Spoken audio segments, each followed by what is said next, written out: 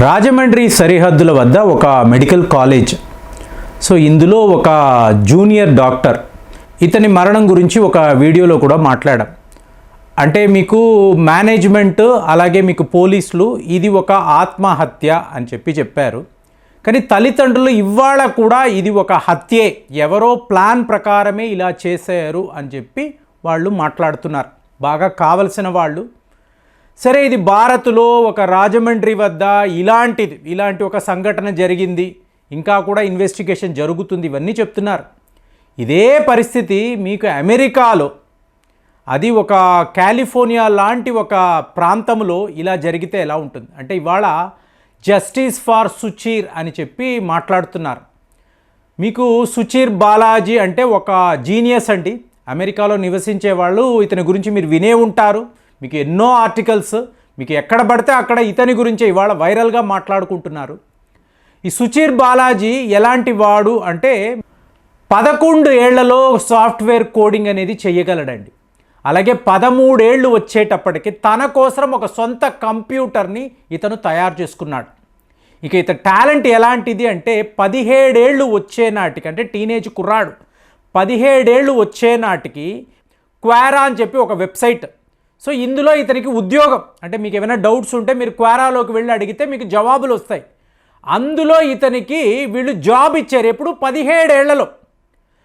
So అంత talent ఉన్నవాడు తర్వాత ఏంటి, ఆల్గోరిథమ్స్లో ఇతని యొక్క ప్రోగ్రామింగ్ అనేది ఎక్స్ట్రాడినరీ అని చెప్పి చెప్తారు.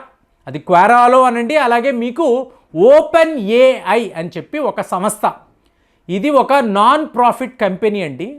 సో వీళ్ళు మొదలుపెట్టినప్పుడు సుచీర్ బాలాజీ యొక్క టాలెంట్ని చూసి ఒక సాఫ్ట్వేర్ ఇంజనీర్గా ఈ కంపెనీలో తీసుకున్నారు. ఇతనికి కూడా చాలా ఆనందం. ఎందుకు అంటే హ్యూమానిటీకి ఏదో ఒక సర్వీస్ చెయ్యాలి అంటే ఏంటి, మీకు 22 ఏళ్లలోనే మీకు ఇంతంత ఉన్నత ఆలోచనలు. ఓపెన్ ఏఐలో జాయిన్ అయిన తరువాత ఫ్యూచర్ అంతా కూడా ఆర్టిఫిషియల్ ఇంటెలిజెన్సే. సో ఇక మన జీవితాన్ని నడిపించేది ఏఐ అని చెప్పి గట్టిగా నమ్మిన వ్యక్తి. తరువాత 2022లో చాట్ జీపీటీ అనబడే ఒక సంస్థ. సో రావడము వీళ్ళు చాలా పెద్ద లాభాలు సంపాదించాలి అని చెప్పి, అంటే ఒక సెర్చ్ ఇంజిన్ కదా, కానీ ఇందులో కూడా పెద్ద ఎత్తున లాభాలు వస్తాయని గ్రహించి ఈ ఓపెన్ ఏఐ అని చెప్తున్నాను చూసారా, ఇంతవరకు నాన్ ప్రాఫిట్ అన్నవాళ్ళు, ప్రజల కోసరమే, ప్రపంచము కోసరమే మా సంస్థ ఉంది, ప్రతి ఒక్క సర్వీస్ కూడా ఉచితంగా ఇస్తామని చెప్పిన వాళ్ళు ఈ చాట్ జీపీటీని చూసిన తరువాత వీళ్ళు కూడా మాది ప్రాఫిట్ మేకింగ్ కంపెనీ అని చెప్పారు. సో ఇది సుచీర్ బాలాజీకి నచ్చలేదు. వయసు ఎంత అప్పటికి 22. ఇలా కాదు కదా, మీరు హ్యూమానిటీ అన్నారు, సో మనుషుల కోసము, మానవ జీవితము కోసము ఉపయోగపడే ఒక పని అన్నారు. కానీ ఇవాళ మీరు అందరూ కూడా ఏంటి, కమర్షియల్గా అయిపోయారు, ఇది మంచిది కాదు. కాబట్టి ఈ ఆర్టిఫిషియల్ ఇంటెలిజెన్స్ మీరు ఏదైతే మాట్లాడుతున్నారో ఇది పెను ముప్పు, మానవ జాతికి దీనివల్ల నష్టమే ఎక్కువ, మంచి అనేది జరగదు అని చెప్పి ఇతను ఒక విజిల్ బ్లోయర్గా మారిపోయాడు. సో మారడము మీకు అమెరికాలోనే ఎంతోమంది ఇలా పోరాటాలు చేసేవాళ్ళు, సోషల్ యాక్టివిస్టులు, వీళ్ళందరూ కూడా ఇతనితో కలిసిపోయి ఇలాంటి ఆర్టిఫిషియల్ ఇంటెలిజెన్స్ అలాగే మీకు చాట్ జీపీటీ లాంటివి ఈ సమాజానికి మంచిది కాదు ఎన్నో కేసులు ఇవాళ కూడా అమెరికా కోర్టులలో మీకు నడుస్తున్నాయి. అంటే వీళ్ళ కమర్షియల్ థింకింగ్ రేపు సమాజానికి ఎంత హానిని కలిగించబోతుందని చెప్పి మీకు సుచీర్ బాలాజీ మాట్లాడాడు. సో సరిగ్గా 2024 న్యూయార్క్ టైమ్స్కి ఒక ఇంటర్వ్యూ ఇచ్చాడు ఈ అబ్బాయి. ఇచ్చినప్పుడు ఏంటంటే వీళ్ళు ఎలాగా అంటే ఈ చాట్ జీపీటీ అలాగే ఓపెన్ ఏఐ వీళ్ళందరూ ఎలా చోరీ చేస్తారు, ఇన్ఫర్మేషన్ని ఎలాగ చోరీ చేస్తారు, కాపీరైట్ వయలేషన్స్ అనేవి ఎలా ఉంటాయి అంటే ఒక ఆథర్ ఒక పుస్తకాన్ని రాస్తాడు, వీళ్ళ పుస్తకాన్ని చదివి అందులో ఉండే కంటెంట్ని వీళ్ళ వెబ్సైట్లోకి పెడతారు. ఇది తప్పు కదా, వీళ్ళ సెర్చ్ ఇంజిన్లో పెడతారు. మరి ఆ వ్యక్తికి మీరు ఆ కాపీరైట్కి సంబంధించిన ఫీ ఇవ్వాలి కదా, డబ్బులు ఇవ్వాలి కదా, అలా చెయ్యరు. సో ఇలాగ కాపీరైట్ వయలేషన్స్ అనేవి చాలా జరుగుతున్నాయి. ఈ ఇన్ఫర్మేషన్ని షేర్ చేసుకోవడంలో వీళ్ళు ఎవరికి ఎటువంటి బాధ్యత లేకుండా వ్యవహరిస్తారు అని చెప్పి ఈ న్యూయార్క్ టైమ్స్ పత్రికకి ఇతను ఇచ్చిన ఇంటర్వ్యూలో మాట్లాడాడు. సో మాట్లాడడము ఒక్కసారిగా అమెరికాలో ఇతను ఒక విజిల్ బ్లోయర్ కాబట్టి ఈ రంగానికి సంబంధించిన వాళ్ళందరూ కూడా సుచీర్ బాలాజీ ఏం మాట్లాడుతున్నాడో పూర్తిగా అర్థం చేసుకొని ఇది మంచిది కాదు అని వాళ్ళు కూడా మాట్లాడడం మొదలుపెట్టారు. సో ఇదంతా ఎప్పుడు జరిగింది? అక్టోబర్ నెల. సో అక్టోబర్ నెల జరిగిన తర్వాత నవంబర్ 21 ఇతని పుట్టినరోజు. సో తల్లిదండ్రులతో మాట్లాడుతున్నాడు ఈ సెలబ్రేషన్స్లో. అమ్మా, నేను మీ దగ్గరే వచ్చి ఉండాలనుకుంటున్నాను, నేను ఇక్కడ ఉండను, నేను వికేట్ చేసేస్తాను, మీతో ఉంటే బాగుంటుంది అని వాళ్ళ అమ్మగారికి, పూర్ణిమ, వాళ్ళ అమ్మగారి పేరు పూర్ణిమ, ఆవిడకి చెప్పాడు. తప్పకుండా నాన్న వచ్చేసేని ఆవిడ కూడా అన్నారు. తరువాత చూశారనుకోండి, ఒక 2 days తర్వాత ఈవిడ ఫోన్ చేస్తున్నారు వాళ్ళ అబ్బాయితో మాట్లాడడానికి. ఫ్రెండ్స్, ఈ సిచ్యువేషన్, ఇది ఏదైతే నేను మాట్లాడుతున్నానో సరిగ్గా ఇలాంటి ఒక వర్ణనే ఇక్కడ రాజమండ్రి కాలేజీలో నేను విన్నానండి. ఆ పిల్లాడి విషయంలో సరిగ్గా వాళ్ళ తల్లిదండ్రులు ఇలాగే మాట్లాడారు.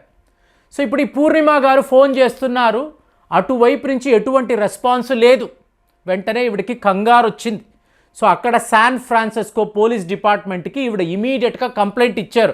పలానా అపార్ట్మెంట్లో మా అబ్బాయి ఉన్నాడు, వెళ్ళి చూడండి, ఇతను ఫోన్ లిఫ్ట్ చేయడం లేదు అంటే మీకు ఆ పోలీస్ డిపార్ట్మెంట్కి సంబంధించిన వాళ్ళు అపార్ట్మెంట్కి వెళ్ళారు.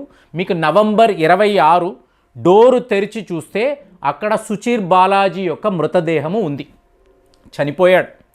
తరువాత పోలీస్ ఎంక్వైరీలో ఇది ఒక ఆత్మహత్య అని చెప్పి వాళ్ళు తేల్చారు. ఎందుకంటే ఎక్కడ ఎటువంటి ఇంజురీస్ లేవు, మీకు అతనే మీకు ఆత్మహత్య చేసుకొని చనిపోయాడు అని చెప్పి వీళ్ళు చెప్పారు. కానీ తల్లిదండ్రులకు ఎక్కడో డౌట్. ఎందుకంటే విజిల్ బ్లోయర్ అన్న తర్వాత ఎంతోమంది టార్గెట్ చేస్తారు. ఈ కమర్షియల్ ప్రపంచంలో డబ్బే పరమావధిగా బతికే వాళ్ళు ఎటువంటి మంచి ఆలోచించారండి. మంచి అనేది వాళ్ళకి అవసరం లేదు, డబ్బు మాత్రమే కావాలి. అలాంటప్పుడు సుచీర్ బాలాజీ లాంటి వాళ్ళు ఈజీగా విక్టిమ్స్ అయిపోతారు. సో ఇక్కడ ఈ తల్లికి డౌట్ వచ్చింది కదా, ఆవిడ ఏం చేసింది, ప్రైవేట్ అటాప్సీ చేయించింది. ఇందులో ఏదో ఒక ఫౌల్ ప్లే ఉంది, ఎవరో ఏదో ఒక గేమ్ ఆడారు అని చెప్పి మీకు రిపోర్ట్ వచ్చింది. సో దాంతో తన కుమారుడి యొక్క ఇల్లు, దానిని ఈవిడ స్వయంగా వెళ్ళి పరీక్షించినప్పుడు మీకు బాత్రూంలో ఏదో ఒక సంఘర్షణ జరిగింది. సుచీర్ బాలాజీ తప్పించుకోవాలనే ప్రయత్నాలు చేశాడు. ఆ సింక్ పైన రక్తపు మరకలు ఉన్నాయి, ఇతన్ని విడిచిపెట్టకూడదు, ఏం జరిగినా సరే ఇతన్ని హత్య చెయ్యాలని చెప్పి వీళ్ళు అనుకున్నారు. సరిగ్గా ఆ పథకము ప్రకారమే చేశారు. ఇవాళ ఆ తల్లిగారు ఏం మాట్లాడుతున్నారంటే, పూర్ణిమ గారు, మా అబ్బాయి అయితే చనిపోయాడండి, తిరిగి రాడు, సరే, కానీ ఇతన్ని హత్య చేయడానికి వెనుక ఉండే మోటివ్ ఏంటి, ఎందుకు ఇతన్ని ఇలా హత్య చేశారు? ఎందుకంటే సుచీర్ బాలాజీకి సంబంధించిన ఒక పెన్ డ్రైవ్ అనేది అక్కడ మిస్సింగ్. ఇందులో ఏముంది, ఎలాంటి ఒక డేటా ఇతను కలెక్ట్ చేశాడు, ఇవాళ అందరూ ఇదే మాట్లాడుతున్నారు. ఈ టైంలో మీకు ఇలాంటి వాళ్ళు, అంటే నా కుమారుడు లాంటి వాళ్ళు అమెరికాలో ఎంతోమంది ఉంటారు కదా. సో వాళ్ళందరూ కూడా ఈ తప్పులను ఎత్తి చూపించడము కాదు, మీకు సమాజంలో ఒక రిఫార్మేషన్ తీసుకురావాలని అనుకుంటారు కదా, మంచి చెయ్యాలని అనుకుంటారు కదా, వాళ్ళను కూడా వీళ్ళు టార్గెట్ చేస్తారు కదా అని చెప్పి ఈవిడ చూడండి, కుమారుడు చనిపోయాడు అయినా కూడా ఇంకా ఎంతోమంది నా పిల్లాడిలాగే ఉంటారు కదా, వాళ్ళను కాపాడే బాధ్యత అమెరికా ప్రభుత్వానికి ఉంటుందా ఉండదా అని అడిగారు. అడిగేటప్పటికి మీకు ఏకంగా ఈలాన్ మస్క్ కూడా రియాక్ట్ అయ్యాడు. సో ఆయన, నేను స్పెషల్ కేర్ తీసుకుంటాను, దీని విషయంలో నేను పరిశోధనలు చేస్తాము, ఇన్వెస్టిగేషన్ పూర్తిగా జరిగేంత వరకు నేను ఉంటానన్నాడు. ఎందుకండి ఈలాన్ మస్క్కి ఇంత ఇంట్రెస్ట్ ఎందుకు వచ్చిందంటే, ఈ ఓపెన్ ఏఐ అనబడే సంస్థను మీకు ఈలాన్ మస్కే మొదలుపెట్టాడు. మరి సుచీర్ బాలాజీకి న్యాయము జరుగుతుందా? ఒక్క భారత్లో అనుకున్నాము, ఆంధ్రప్రదేశ్లో అనుకున్నాము, అమెరికాలో కూడా ఇదే పరిస్థితి అంటే మనం ఏం మాట్లాడాలి? కామెంట్స్లో రాయండి. మళ్ళీ వచ్చే వీడియోలో కలుద్దాం. జై హింద్.